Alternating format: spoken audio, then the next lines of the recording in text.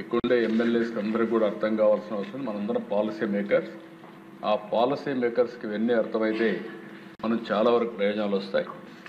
ఆంధ్రప్రదేశ్ రాష్ట్రానికి ఇంకొక అడ్వాంటేజ్ కూడా ఈస్ట్ కోస్ట్లో 1000 కిలోమీటర్లు ఉంది.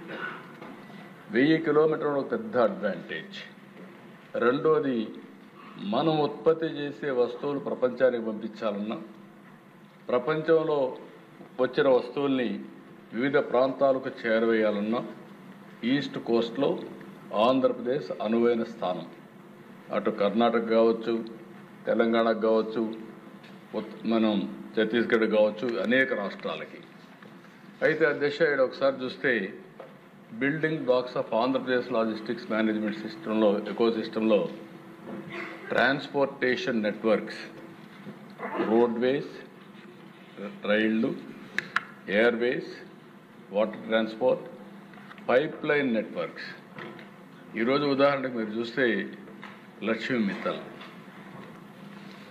ఐరన్ ఓర్ తీసుకురావాలి.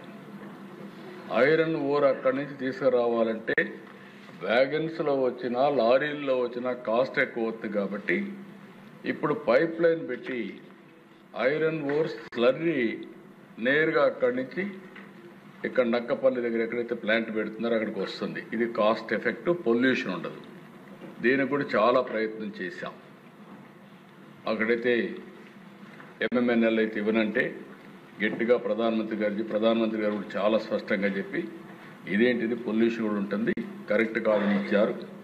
ఇప్పుడు ఎవరైతే వాళ్ళ దగ్గర ఒక ప్లాంట్ ఒకటి ఉంది, ఇంత మునుపు చేసిన దానికి ఒక లైన్ ఉంది, ఆ లైన్ రాబోయే రోజుల్లో MNLకి ఇస్తే వాళ్ళు దాన్ని ఉపయోగించుకొని విశాఖపట్నం స్టీల్ ప్లాంట్ కానీ ఇవన్నీ కూడా స్లర్రీ రూపేణ తీసుకొచ్చే అవకాశాలు ఉన్నాయి.